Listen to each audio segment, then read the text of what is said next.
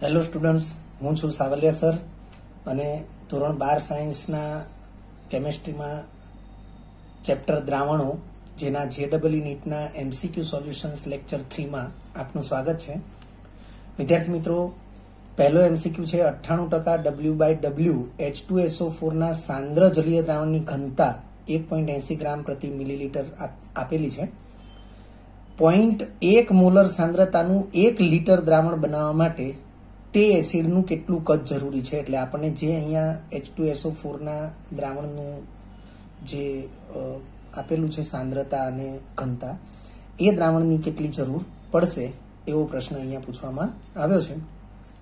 હવે વિદ્યાર્થી મિત્રો, તમને જે દ્રાવણ માંગ્યું છે એની સાંદ્રતા અને કદ આપ્યું છે, તો આપેલ દ્રાવણ જે છે એની સાંદ્રતા પણ તમારે મોલારિટીમાં જ જોઈએ અને તો તમને એ દ્રાવણનું કેટલું કદ જરૂરી છે એ મળે. કહેવાનો અર્થ કે આ પ્રશ્ન એ M1V1 = M2V2 દ્વારા સોલ્વ થતો પ્રશ્ન છે.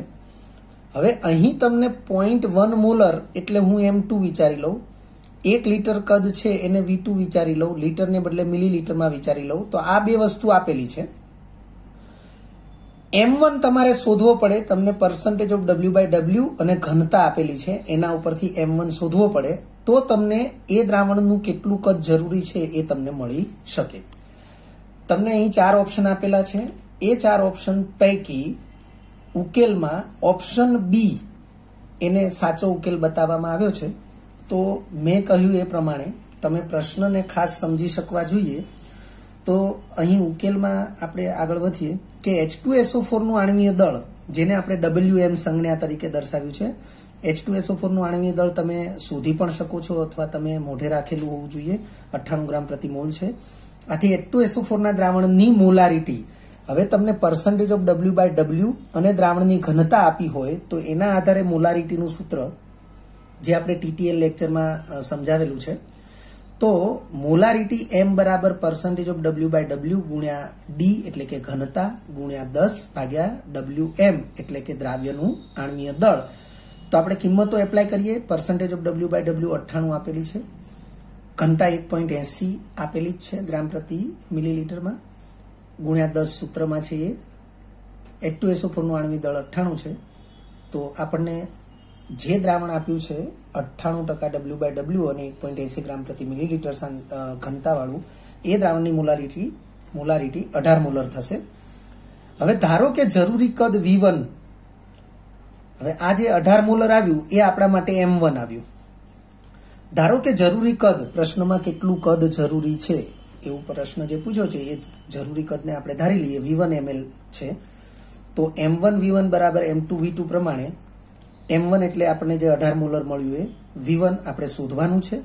0.1 એ માગેલ દ્રાવણ છે એની સાંદ્રતા છે અને 1000 મિલીલીટર, આપણે 1 લીટર જે છે એને 1000 મિલીલીટર લખીશું, કારણ કે મિલીલીટરમાં કદ શોધવાનું છે, કારણ કે બધા જ એકમ છે, બધા ઓપ્શન એમાં એકમ મિલીલીટર આપેલો જ છે. તો V1 ને કરતા બનાવીએ, 18 છેદમાં જશે, 0.1 ગુણ્યા 1000 એટલે 100 થશે, 100/18 એટલે 5.55.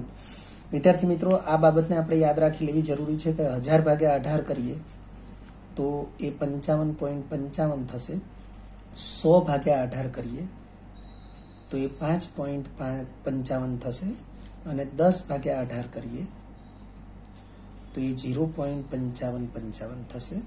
અહીંયા 5 અનંત આવે જ, પણ આ મૂલ્યો તમે યાદ રાખતા હોવા જરૂરી છે.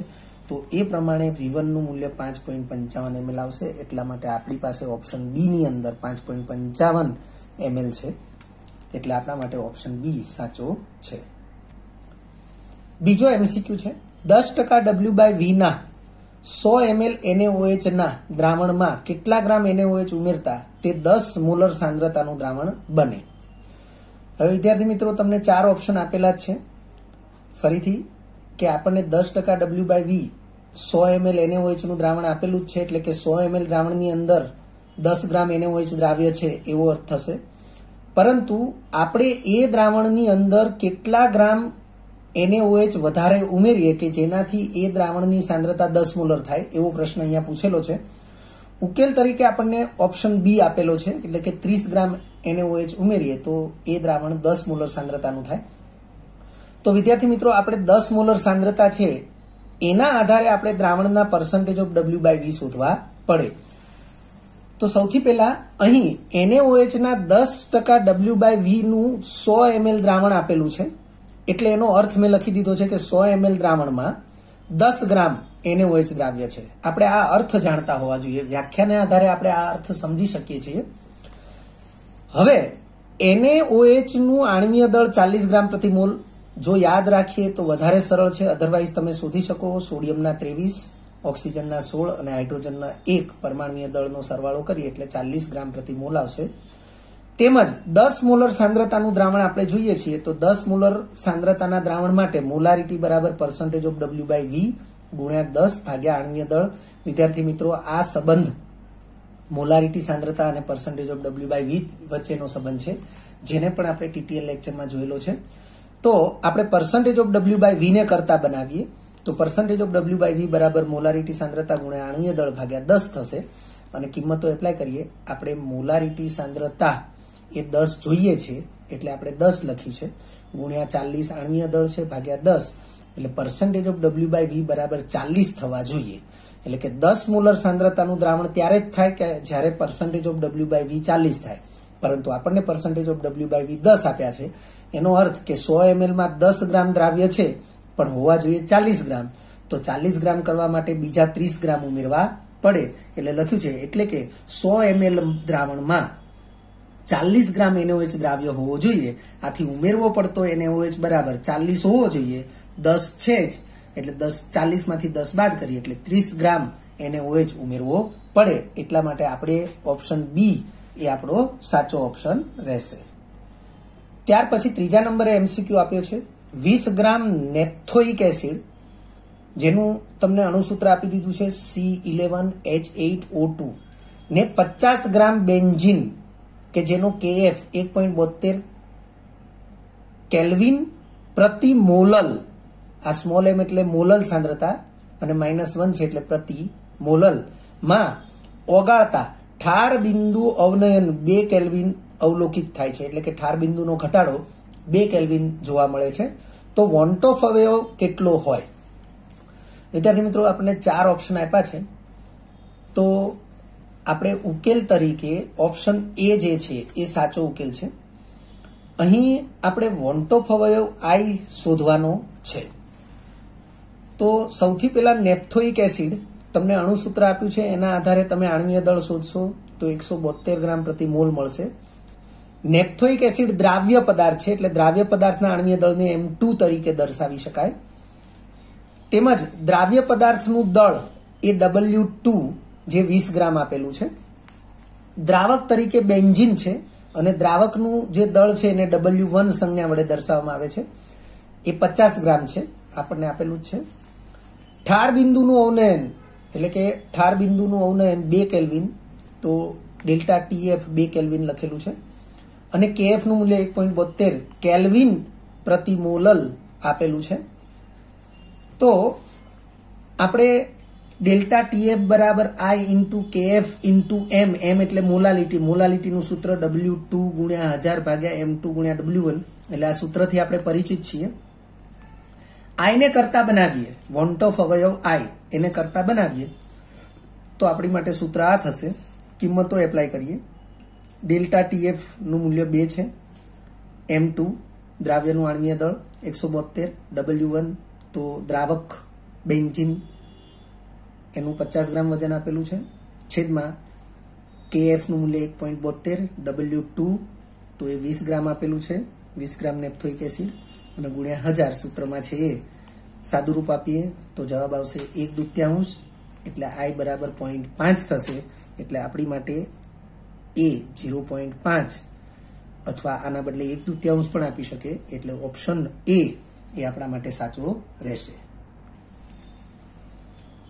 ત્યાર પછી ચોથા નંબરે MCQ આપ્યો છે, જેમાં 178.2 ગ્રામ પાણીમાં 18 ગ્રામ ગ્લુકોઝ દ્રાવ્ય કરવાથી મળતા જલીય દ્રાવણનું, અથવા આ જલીય દ્રાવણને બદલે તમને આ પ્રમાણે પણ પૂછે કે જલીય દ્રાવણમાંના પાણીનું 373 કેલ્વિન તાપમાને બાષ્પ દબાણ કેટલું હશે?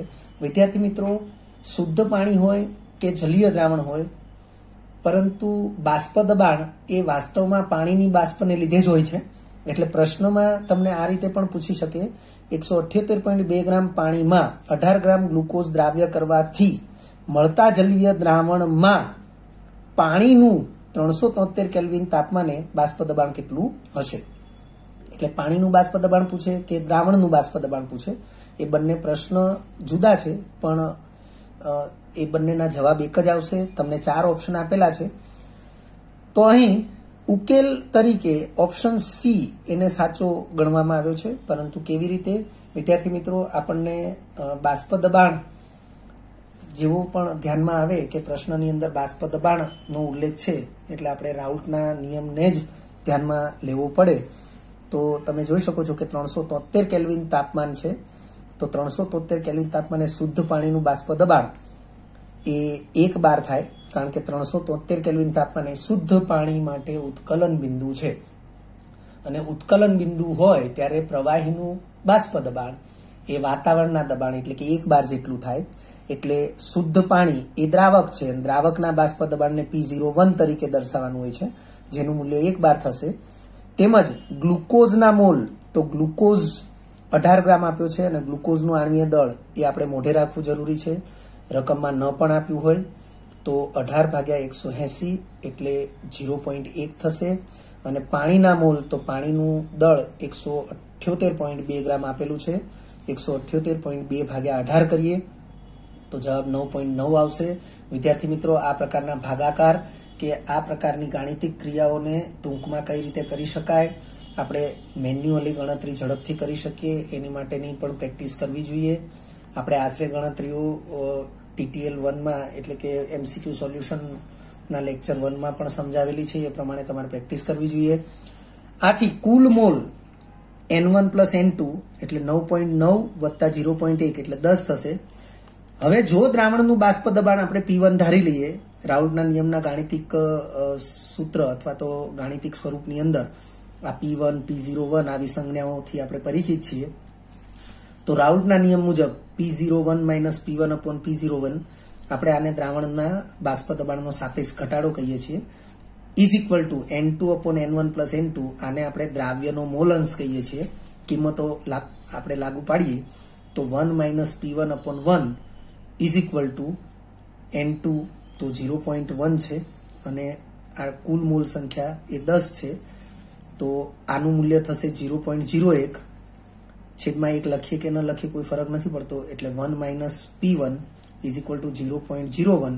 P1 ને જમણી બાજુ લઈએ, આને ડાબી બાજુ લઈએ તો 1 - 0.01 ઇઝ ઇક્વલ ટુ P1 થશે, એટલે P1 બરાબર 0.99 થશે. એટલે આપણા માટે ઓપ્શન સી એ સાચો વિકલ્પ રહેશે.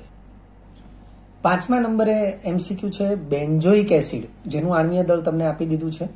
બેન્ઝોઇક એસિડનું આણ્વીય દળ 122 ગ્રામ પ્રતિ મોલ છે. તો બેન્ઝોઇક એસિડનું બેન્ઝીનમાં દ્રાવણ બનાવતા તેનું દ્વિઅણુમાં 100% સંયુગ્મન થાય છે. આ સંયુગ્મનનો અર્થ થાય સુયોજન. તો એસિડનો પ્રાયોગિક આણ્વીય દળ કેટલો હશે?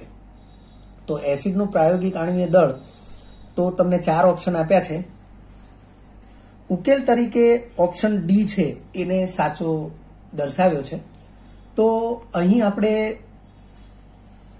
વિચારીએ કે 100% સંયુગ્મન એટલે કે સુયોજન થતું હોય તો સુયોજન અંશ x, સુયોજન અંશ માટેનો સિમ્બોલ છે x, એ 1 થશે. આ બાબતને ખાસ ધ્યાનમાં રાખવી કે જો સુયોજન 100% થયું હોય તો સુયોજન અંશ x બરાબર 1 ગણાશે. તેમજ સંયુગ્મન દ્વિઅણુ હોય, અહીંયા ઉલ્લેખ કરેલો છે દ્વિઅણુ, સંયુગ્મન એટલે કે સુયોજન દ્વિઅણુ હોય તો n બરાબર 2 લેવાશે. હવે એ સંદર્ભમાં સુયોજન અંશ x બરાબર n/n-1 કૌંસમાં 1 - i, આ સૂત્રને યાદ રાખવું જરૂરી છે. 1 - i ને કરતા બનાવીએ તો 1 - i બરાબર x ગુણાકારમાં n-1 આવશે અને ભાગાકારમાં n આવશે. n બરાબર 2 એપ્લાય કરીએ અને x નું મૂલ્ય 1 છે, તો 1 કૌંસમાં 2 - 1 છેદમાં 2 તો આ જે મૂલ્ય છે એ મૂલ્ય 0.5 એટલે કે 0.5 થશે. 1 માઇનસ આઈ ને કરતા બનાવીએ, આઈને જમણી બાજુ લઈ લઈએ, 0.5 ને ડાબી બાજુ લઈ લઈએ તો 1 માંથી 0.5 બાદ થાય એટલે 0.5 થશે. એટલે આઈનું મૂલ્ય 0.5 થશે. હવે વોન્ટ ઓફ અવયવનું મૂલ્ય તમને મળ્યું, પણ વોન્ટ ઓફ અવયવ આઈ બરાબર સામાન્ય આણ્વીય દળ એટલે કે સાચું આણ્વીય દળ, સૈદ્ધાંતિક આણ્વીય દળ છેદમાં પ્રાયોગિક આણ્વીય દળ. તો આપણે પ્રાયોગિક આણ્વીય દળને કરતા બનાવીએ તો એસિડનું પ્રાયોગિક આણ્વીય દળ બરાબર સામાન્ય આણ્વીય દળ ભાગ્યા વોન્ટ ઓફ અવયવ આઈ ઇઝ ઇક્વલ ટુ, તો સામાન્ય આણ્વીય દળ 122 તમને આપી જ દીધું છે અને ભાગ્યા 0.5 કરીએ તો એનો જવાબ આવશે 244 ગ્રામ પ્રતિ મોલ. એટલે એસિડનું પ્રાયોગિક આણ્વીય દળ 244 ગ્રામ પ્રતિ મોલ થશે. 6થા નંબરનો એમસીક્યુ છે. પેટ્રોલમાં 750 ml કેરોસીન દ્રાવ્ય કરીને બનાવેલા 5 લીટર દ્રાવણના percentage of V by V કેટલા હોય? ખૂબ જ સહેલો એમસીક્યુ. 4 ઓપ્શન આપેલા છે. ઉકેલમાં સી ઓપ્શનને સાચો ગણવામાં આવ્યો છે. અહીં દ્રાવણનું કદ 5 લીટર છે તો 5 લીટરને આપણે મિલીલીટરમાં ફેરવીએ, 5000 મિલીલીટર, કારણ કે સૂત્ર જે છે percentage of V by V બરાબર પ્રવાહી દ્રાવ્યનું કદ મિલીલીટરમાં ગુણ્યા 100 છેદમાં દ્રાવણનું કદ મિલીલીટરમાં, અને જે જવાબ આવશે એ પર્સન્ટેજ ટકામાં આવશે. વિદ્યાર્થી મિત્રો, જ્યારે દ્રાવક અને દ્રાવ્ય બંને પ્રવાહી હોય ત્યારે ખાસ કરીને સાંદ્રતા માટે percentage of V by V વપરાતું હોય છે. તો અહીંયા આપણે કિંમતો એપ્લાય કરીએ. પેટ્રોલમાં કેરોસીન 750 ml દ્રાવ્ય કરેલું છે એટલે અહીં દ્રાવ્ય તરીકે કેરોસીન છે એટલે 750 ગુણ્યા 100 અને દ્રાવણનું કુલ કદ 5000 લીટર છે, સોરી 5000 મિલીલીટર છે. તો આપણે આનું સાદુરૂપ આપીએ તો જવાબ આવશે 15%. 7મા નંબરે એમસીક્યુ છે. એમસીક્યુમાં તમને પૂછવામાં આવ્યું છે 0.6 ગ્રામ યુરિયાને 200 ગ્રામ પાણીમાં દ્રાવ્ય કરવાથી તેના ઉત્કલન બિંદુમાં 0.5 અંશ સેલ્સિયસનો વધારો થાય તો મોલલ ઉન્નયન અચળાંક શું હોય? વિદ્યાર્થી મિત્રો, આપણે અગાઉના લેક્ચરમાં પણ એવી ચર્ચા કરેલી છે કે ઉત્કલન બિંદુમાં વધારો, ઠાર બિંદુમાં ઘટાડો, આવા કોઈ તફાવતને અનુલક્ષીને મૂલ્ય એને અંશ સેલ્સિયસ એકમમાં દર્શાવીએ કે કેલ્વિન એકમમાં દર્શાવીએ, પણ એ જે તફાવત છે તાપમાનનો તફાવત એનું મૂલ્ય ક્યારેય ચેન્જ થશે નહીં. હું આ જ વસ્તુ એટલે કે અહીંયા લખ્યું છે કે તેના ઉત્કલન બિંદુમાં 0.5 અંશ સેલ્સિયસનો વધારો થાય એના બદલે 0.5 કેલ્વિનનો વધારો થાય એવી રીતે પણ હું અહીંયા લખી શકું અથવા પ્રશ્ન પૂછી શકે તો જવાબમાં કોઈ ફરક પડશે નહીં. કારણ કે તમે જોઈ શકો છો કે અહીંયા તમને અંશ સેલ્સિયસમાં આપ્યું છે પણ તમને જવાબની અંદર જે પણ આપ્યા છે એ બધા કેલ્વિનના જ એકમો આપ્યા છે. તો ઉકેલમાં આપણને ઓપ્શન ડી સાચો બતાવ્યો છે. તો અહીંયા આપણે ખાસ ધ્યાન રાખીશું કે 3 ઓપ્શન એવા છે કે જેમાં મૂલ્ય તો 10 જ છે, તો એની પછીના જે એકમો છે એમાં થોડો ફેરફાર છે. જેમ કે અહીંયા કેલ્વિન ગ્રામ અને પ્રતિ મોલ છે, અહીંયા કેલ્વિન કિલોગ્રામ ઇન્ટુ મોલ છે, અહીંયા કેલ્વિન કિલોગ્રામ પ્રતિ મોલ છે. તો વિદ્યાર્થી મિત્રો, આપણને પ્રશ્ન પૂછ્યો છે મોલલ ઉન્નયન અચળાંક શું હોય, તો આપણને એ વસ્તુ ધ્યાનમાં હોવી જરૂરી છે કે મોલલ ઉન્નયન અચળાંક અને મોલલ અવનયન અચળાંક એ બંને માટે એકમ કેલ્વિન કિલોગ્રામ પ્રતિ મોલ, આ 2 એકમો હોય છે કેલ્વિન કિલોગ્રામ પ્રતિ મોલ અથવા અંશ સેલ્સિયસ કિલોગ્રામ પ્રતિ મોલ. એટલે જો આપણને એ ખ્યાલ હોય કે ભાઈ આના એકમ આની સિવાય બીજા કોઈ જ ન હોય તો જ આપણને ખ્યાલ આવે કે આપણે આ જે એકમ દર્શાવે છે એવા 2 સ્થાન છે. એટલે સી અને બી અને સી આ 2 ઓપ્શન જે છે એ આપમેળે જ ડિલીટ થઈ જાય છે. પછી એ અને ડી ઓપ્શન માટે જ વિચારવાનું રહે છે. તો આપણે આગળ વધીએ. અહીં મોલલ ઉન્નયન અચળાંક કેબી નું સૂત્ર આપણે વાપરીએ તો ડેલ્ટા ટીબી, તો એ આપણને 0.5 અંશ સેલ્સિયસ આપ્યું છે, પણ આપણે એને 0.5 કેલ્વિન તરીકે પણ વિચારી શકીએ. એટલે 0.5 ગુણ્યા M2 એટલે યુરિયાનું આણ્વીય દળ.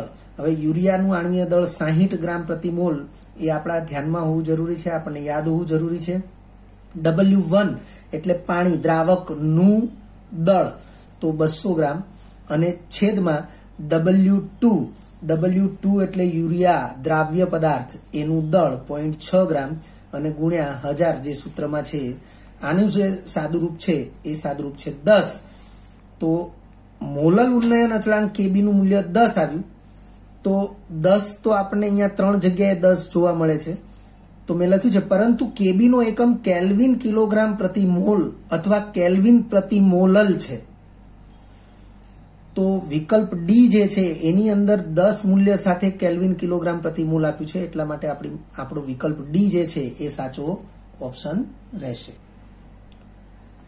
8મો MCQ આપ્યો છે યુરિયાના જલીય દ્રાવણનું ઠાર બિંદુ -0.6°C છે. આ દ્રાવણ બનાવવા 3 કિલોગ્રામ પાણીમાં કેટલા ગ્રામ યુરિયા દ્રાવ્ય કરવો જોઈએ? યુરિયાનું આણ્વીય દળ બરાબર 60 ગ્રામ પ્રતિ મોલ તેમજ KF બરાબર 1.5°C કિલોગ્રામ પ્રતિ મોલ. વિદ્યાર્થી મિત્રો, જો તમે અહીંયા °C આપ્યું છે, આના બદલે કેલ્વિન આપે તો પણ આ મૂલ્ય બદલાતું નથી. હવે અહીંયા યુરિયાનું આણ્વીય દળ આપ્યું છે, કદાચ ન પણ આપે તો આપણે એ યાદ રાખવું જરૂરી છે. 4 ઓપ્શન તમને આપેલા છે, જે પૈકી ઉકેલમાં ઓપ્શન ડી એને સાચો ગણવામાં આવ્યો છે. તો તમે જોઈ શકો છો કે જલીય દ્રાવણનું ઠાર બિંદુ TF આ સિમ્બોલ યાદ રાખવો જરૂરી છે, જે તમને -0.6°C આપ્યો છે. પાણીનું ઠાર બિંદુ જેને T0F કહેવાશે, કારણ કે પાણી દ્રાવક છે અને પાણીનું ઠાર બિંદુ આપણે જાણીએ છીએ °C એનું મૂલ્ય 0 છે. આથી ઠાર બિંદુ અવનયન ડેલ્ટા TF બરાબર T0F TF.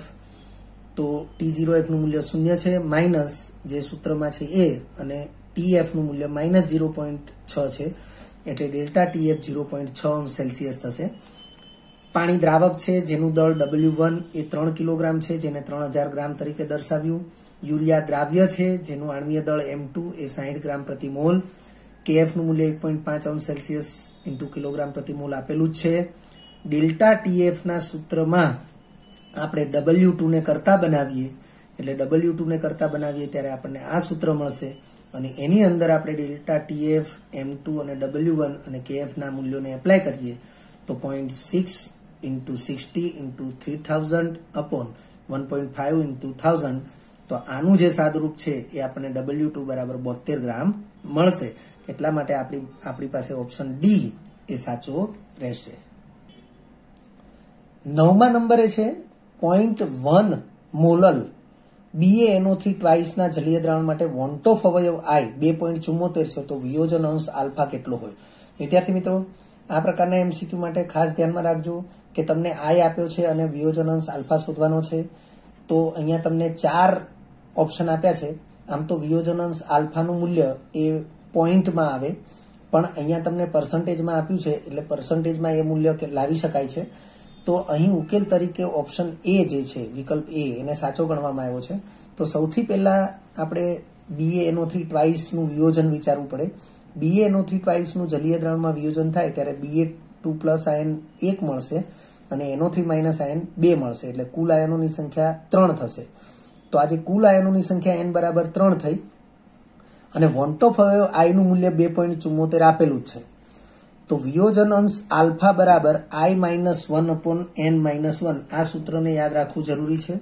આ સૂત્રથી પણ આપણે અગાઉ પરિચિત થયેલા જ છીએ. કિંમતો એપ્લાય કરીએ. I નું મૂલ્ય 2.74 -1 સૂત્રમાં છે એ જ, n બરાબર 3 એટલે કુલ આયનોની સંખ્યા, 3 માંથી 1 જાય એટલે 2. તો 2.74 -1 એટલે 1.74 ભાગ્યા 2 કરીએ એટલે 0.87 થાય. તો આલ્ફા વિયોજન અંશ આલ્ફાનું મૂલ્ય 0.87 થાય. પણ એ જ વિયોજન અંશને ટકામાં જોઈએ તો 100 વડે ગુણી દેવા જોઈએ, એટલે 0.87 × 100 થાય. તો જવાબ આવશે 87%. એટલા માટે અહીં ઉકેલ તરીકે ઓપ્શન એ સાચો છે. વિદ્યાર્થી મિત્રો, 10મા નંબરે આપણને MCQ આપ્યો છે 0.02 મોલલ સાંદ્રતા ધરાવતા નીચેનામાંથી કયા દ્રાવણનું ઉત્કલન બિંદુ સૌથી વધારે હશે?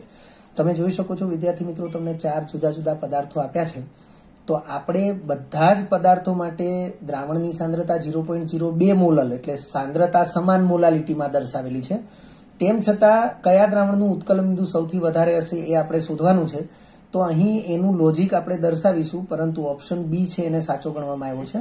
તો સૌથી પહેલા તમે જુઓ કે મેં એક કોષ્ટક બનાવેલું છે જેમાં આપેલ પદાર્થો ની યાદી છે અને સામે એ પદાર્થોમાંથી કેટલા દ્રાવ્ય કણો મળશે એની યાદી આપી છે. જેમ કે યુરિયા છે તો યુરિયાના જલીય દ્રાવણમાં યુરિયાનું કોઈ વિયોજન થતું નથી, એટલે યુરિયાનું વિયોજન થતું ન હોવાથી પ્રત્યેક અણુ દીઠ એક જ દ્રાવ્ય કણ મળશે.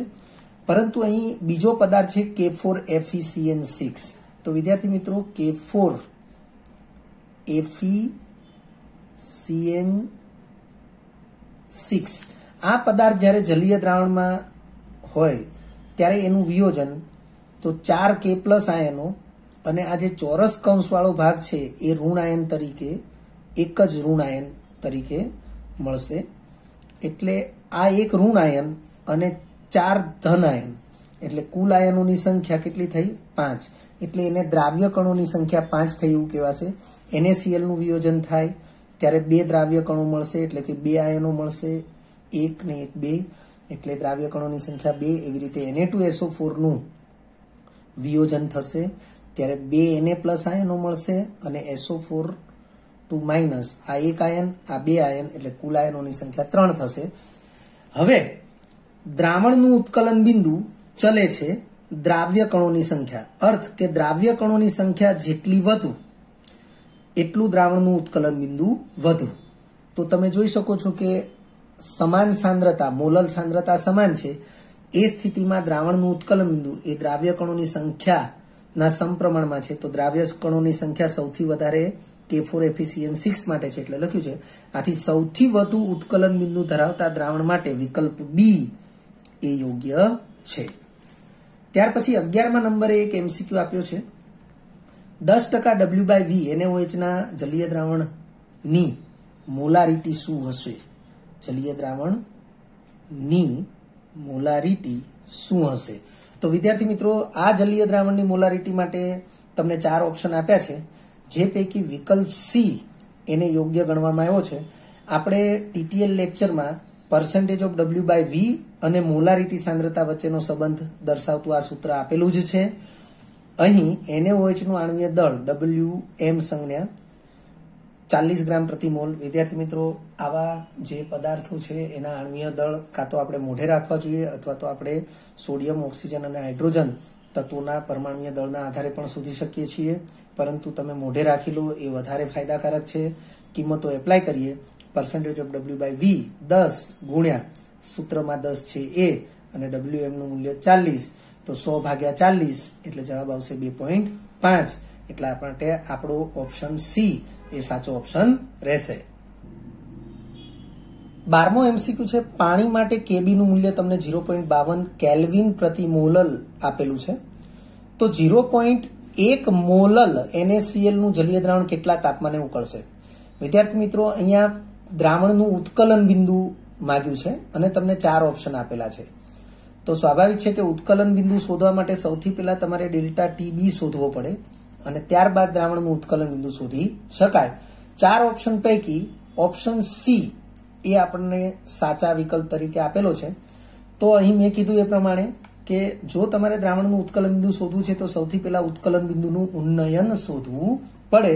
સો ધેટ કે NaCl માટે દ્રાવ્ય કણોની સંખ્યા સૌથી પહેલા આપણે વિચારીએ તો NaCl માટે દ્રાવ્ય કણોની સંખ્યા 2 છે અને એને જ વોન ટોપ અવયવ I તરીકે આપણે લઈ શકીએ, એટલે I બરાબર 2 થશે.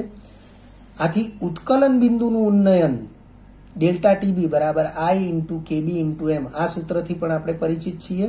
I નું મૂલ્ય 2, Kb નું મૂલ્ય 0.52 આપેલું જ છે અને મોલાલિટી 0.1 આપેલી છે, જેનાથી આપણને ΔTb બરાબર 0.104°C મળે છે. હવે શુદ્ધ પાણીનું ઉત્કલન બિંદુ જેને T0b કહેવાશે, કારણ કે પાણી દ્રાવક છે, દ્રાવક માટે આ 0 સિમ્બોલ છે ઉપર એ આપણે દર્શાવતા હોઈએ છીએ. તો શુદ્ધ પાણી એટલે કે દ્રાવકનું ઉત્કલન બિંદુ પાણી છે એટલે ઉત્કલન બિંદુ 100°C આપણે યાદ રાખવું જરૂરી છે અથવા આપણને યાદ જ હોય. તેમજ દ્રાવણનું ઉત્કલન બિંદુ એને જો TB તરીકે દર્શાવીએ તો ΔTb બરાબર TB - T0b આ સૂત્રથી પણ આપણે પરિચિત છીએ. હવે આપણે દ્રાવણનું ઉત્કલન બિંદુ છે એને કરતા બનાવીએ તો આ -T0b છે એને જમણી ડાબી બાજુ લઈ લઈએ એટલે ΔTb + T0b એ થશે દ્રાવણનું ઉત્કલન બિંદુ TB. હવે ΔTb નું મૂલ્ય આપણને 0.104 અને વત્તા T0b એટલે પાણીનું ઉત્કલન બિંદુ 100 સરવાળો કરીએ એટલે 100.104 °C એ આપણને દ્રાવણનું ઉત્કલન બિંદુ મળે છે, જેથી આપણે એ મૂલ્ય એ વિકલ્પ સી માં હોવાને લીધે આપણી માટે વિકલ્પ સી એ સાચો રહેશે। વિદ્યાર્થી મિત્રો, જો તમને આ વિડીયો લેક્ચર ગમ્યો હોય તો લાઇક આપજો, શેર કરજો અને સબસ્ક્રાઇબ પણ કરજો। અગાઉના લેક્ચરનું રિવિઝન અને પાઠ્યપુસ્તકનું વાંચન કરતા રહેજો। આ લેક્ચર અંગે કોઈ પણ ડિફિકલ્ટી હોય તો મને વોટ્સઅપ કરી શકાય। આભાર। ફરી મળીશું નવા વિડીયો લેક્ચરમાં।